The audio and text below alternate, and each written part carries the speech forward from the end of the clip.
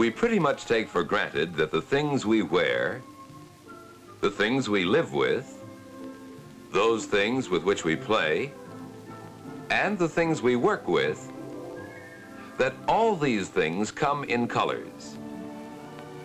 Colors to be had in every imaginable shade, and colors that will not fade or run or come off on our hands. In fact, we've come to take this so much for granted, many of us do not stop to realize that it presents any problem at all.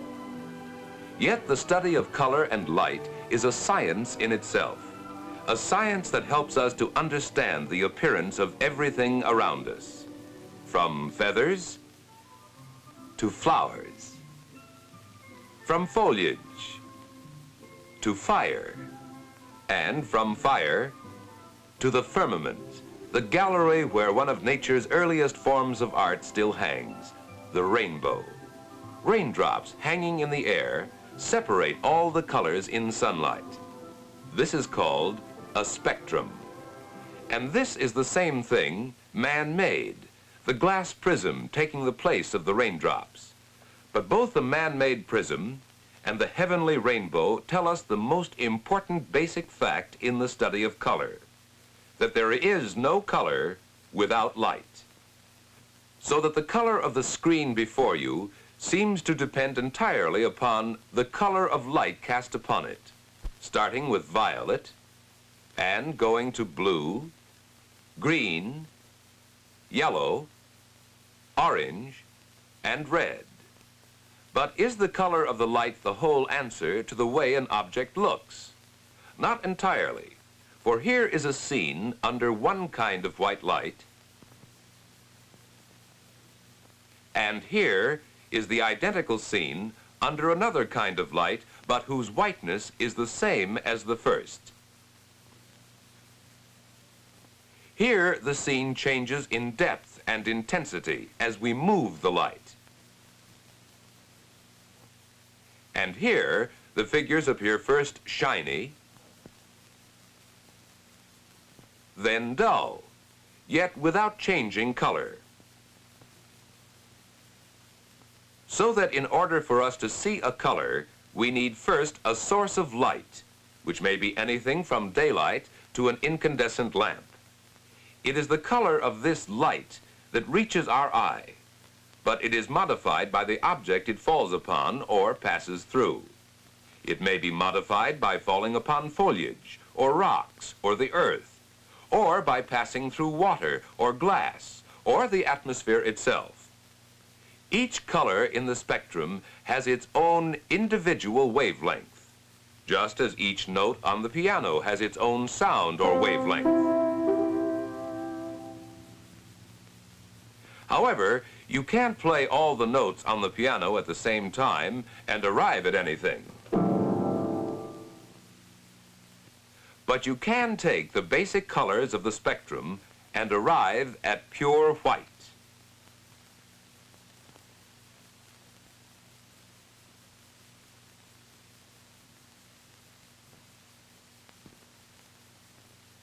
From these 5 principal colors come thousands of combinations and variations, shades and hues, all appearing differently under different conditions of light and pigment. Yet that part of the spectrum visible to the human eye comprises only this much of the entire electromagnetic spectrum. That is, of all the forms of electromagnetic energy shown on this chart, these are the only ones we can actually see. We cannot see radio waves, X-rays, radar waves, ultraviolet waves, or any of the others.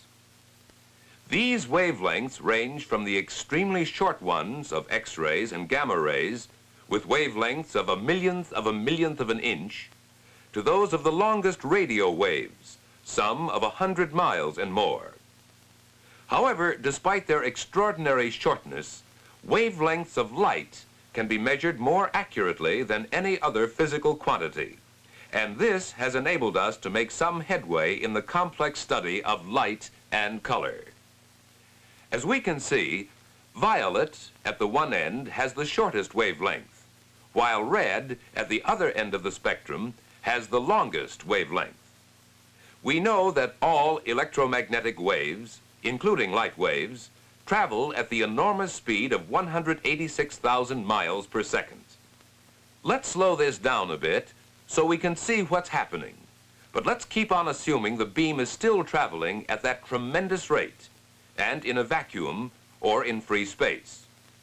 Because when it suddenly has to pass at an angle into a transparent material, like water, the direction of the beam is changed, like this, since it is slowed down considerably by the denser medium, so that the light beam is actually bent or refracted when passing from one medium into another. And this is why an object seems to bend when placed in water. Its direction seems to be altered. The lines on a printed page appear to be in a different place when seen through a piece of glass like this. But the bending, or slowing down, is different in this medium. The amount of bending or slowing down is called the refractive index of the given material. Yet this isn't all that takes place. We also get a reflection of a portion of the beam. This happens whenever there is a change in index from one material to another, in this case, from the air to the glass. Here, with ordinary glass, approximately 4% of the original beam is reflected from the surface. That is, the light is reflected in one direction, like this, but only when the surface is smooth or glossy. When the surface is rough, however, the reflected light is scattered in all directions because it is hitting that many more individual surface angles. It is this understanding of the basic behavior of light when it hits an object that underlies all our knowledge of industrial finishes, lacquers, textile colors, printing inks, and all forms of chemical coatings in art and industry.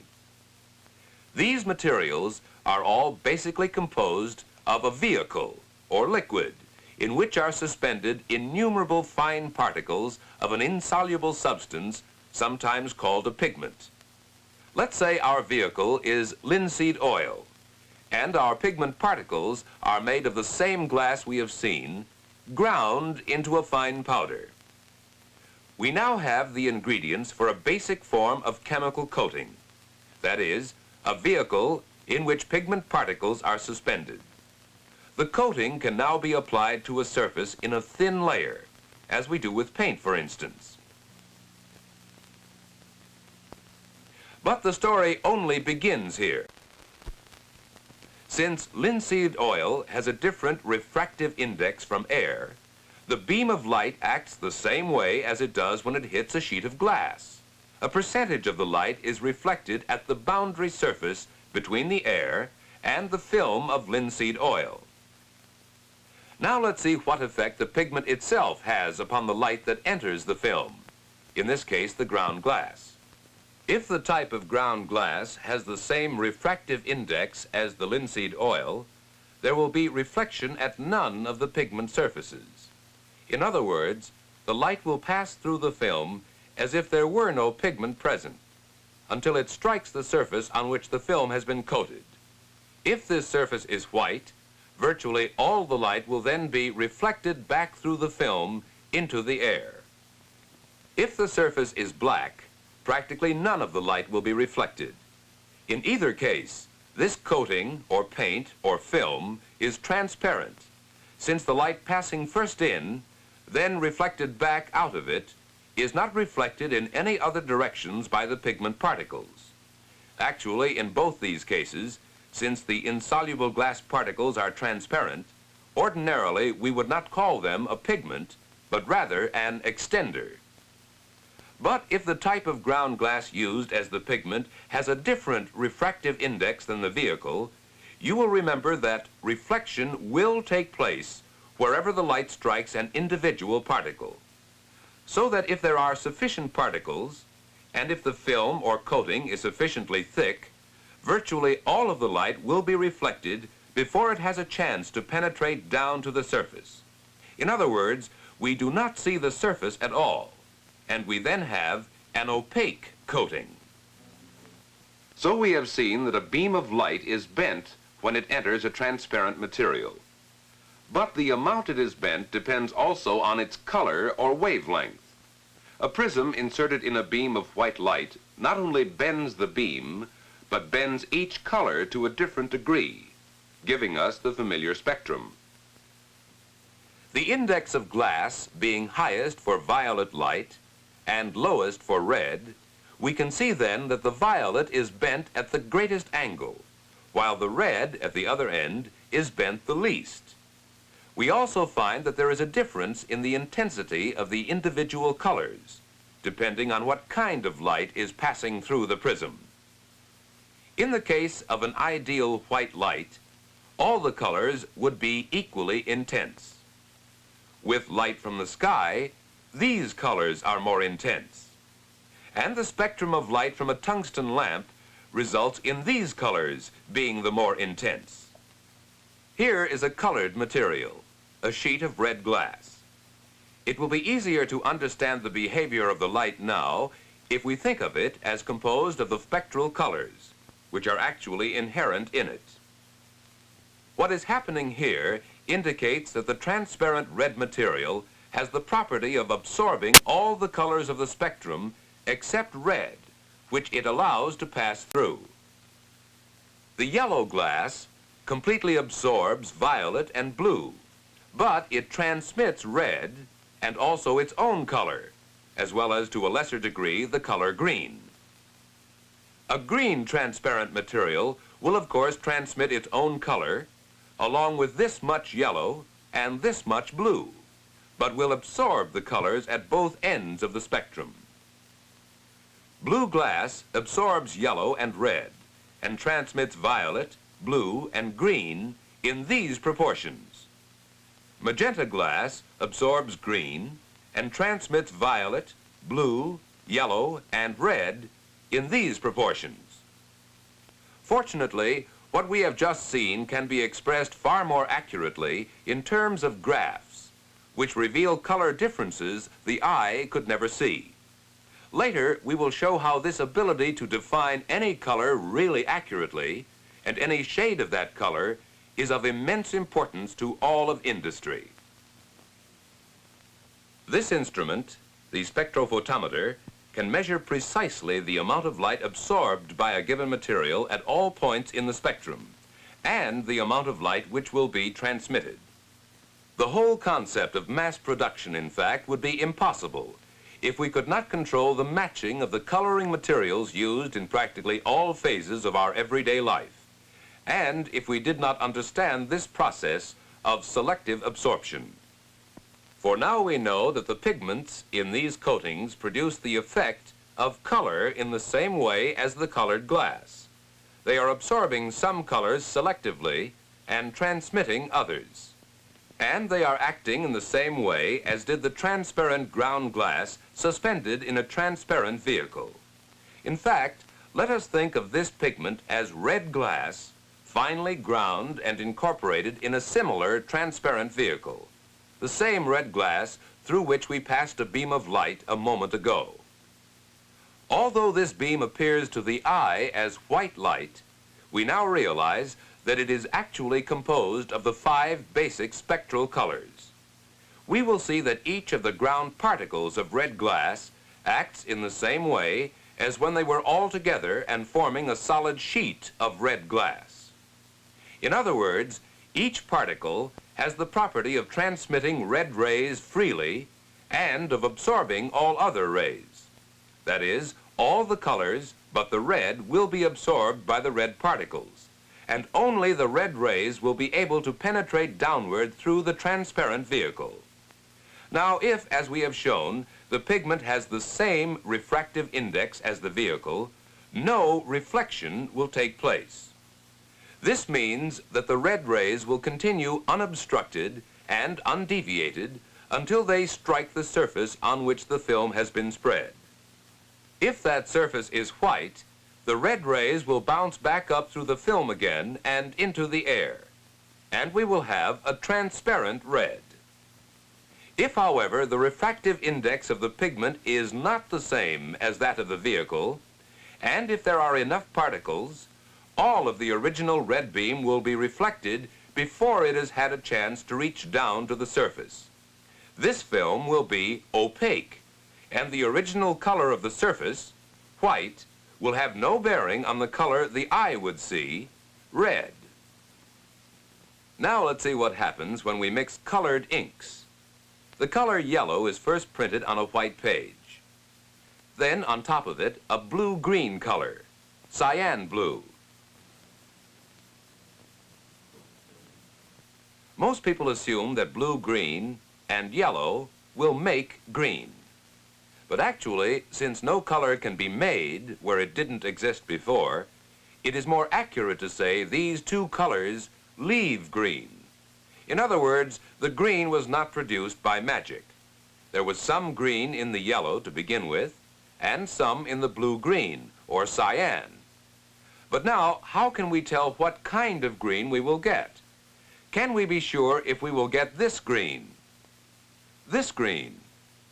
or this, or this, or this? This happens to be the right green for this particular blue-green and this particular yellow.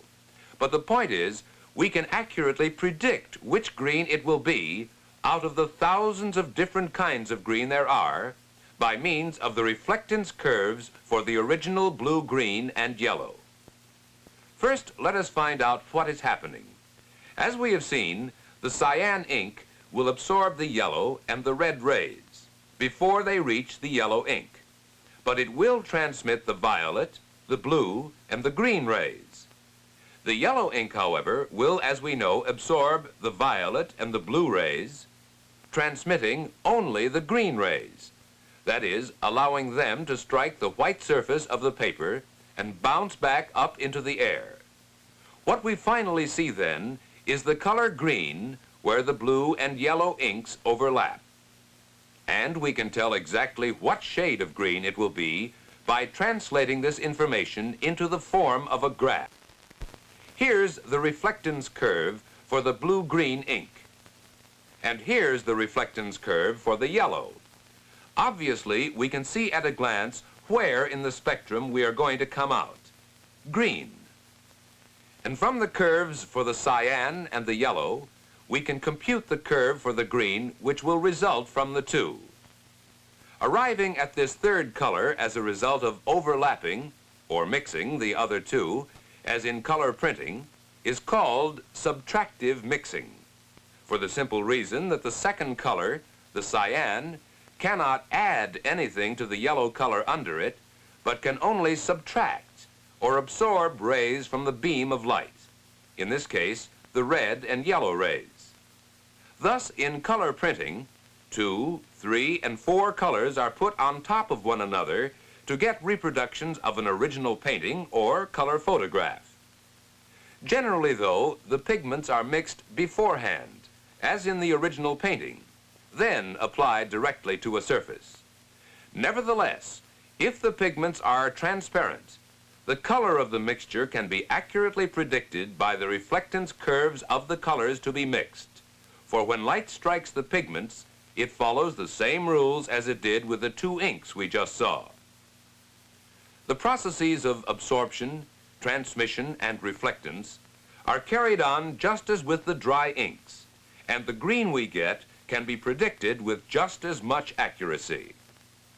Without this knowledge, this ability to know exactly how to determine and how to arrive at a desired color, not once, but thousands and thousands of times over, without this knowledge, virtually everything we have about us, from our clothes to our food packages, would look strange indeed. In fact, it becomes increasingly obvious the more we learn about the mysteries of color that modern production methods must lean heavily on the scientific control of pigments, dyes, and inks. So far, we have only considered subtractive color mixture, that is, where certain colors are filtered out, leaving others. What we are going to see now, however, is something else again, additive color mixture. Here is a pattern composed of alternating blue and yellow squares. But seen at a distance, where the eye can no longer distinguish the individual squares, we find that the two colors blend or mix. They blend in the eye, however, and not into the green we would expect by mixing two paints of these colors, but rather into a light gray. This too can be predicted by taking an average of the reflectance curves for the two colors. The curve we get from this average of the other two curves indicates a gray because of its flatness, meaning, as we can see, that it is neither high nor low at any particular wavelength, but is about the same for all. Here is another way of demonstrating additive color mixture, the Maxwell disc. The colors are rotated until again the eye can no longer distinguish them separately and sees only their mixture, which turns out to be the same gray as with the squares of blue and yellow. In general, artists use the subtractive method by mixing their colors before applying them to a surface. But there is one school of painting which utilizes additive mixture. The French impressionist Seurat was the first modern painter to make use of the technique of pointillism, which is nothing more than the laying on of small, individual dots of paint, which, when juxtaposed in the mass, blend together in exactly the same manner as the blue and yellow squares did. But in this case, their colors were selected to produce an extremely lifelike effect. And a far cry from the 19th century French painting, it is interesting to note that today, the most up-to-date commercial application of additive mixture occurs in the most modern art form, color television, where the same principles hold. When we saw the yellow and blue squares a moment ago, we thought they would result in green. But by additive mixture, it turned out to be gray. And here, on color television, we find that it is red and green, which add up to being yellow. Now, as the scene changes on the television screen, let's see what new color red, blue, and green will give us. White, of all things. Now for a further complication. Let us suppose this object were to be televised. First, let us see the curve for this particular color. Very well. Now, here is the same object as it would appear when color televised. It looks to the eye to be the same as before, yet look at its curve now. Strangely enough, although the colors of the object appear to be the same when seen with the naked eye as when seen on color television, the curves for each are quite different. The explanation? It comes down to this: the human eye and how it sees. Another whole new field, and one we haven't time even to begin exploring in this film. We have found, however, that color is not an intrinsic property of physical objects, but depends to an equal or greater extent on different kinds of light and on the nature of the human eye. We have seen something of the behavior of color and light. Refraction, reflection, transparency, opacity, subtractive mixture, additive mixture. And we know this is a field for scientists and technicians, the people who have learned to control and manufacture coatings and coloring agents, printing inks, varnishes, lacquers, dyes, finishes, and textile colorings, to help beautify everything around us, wherever the eye falls, and to make that beauty permanent.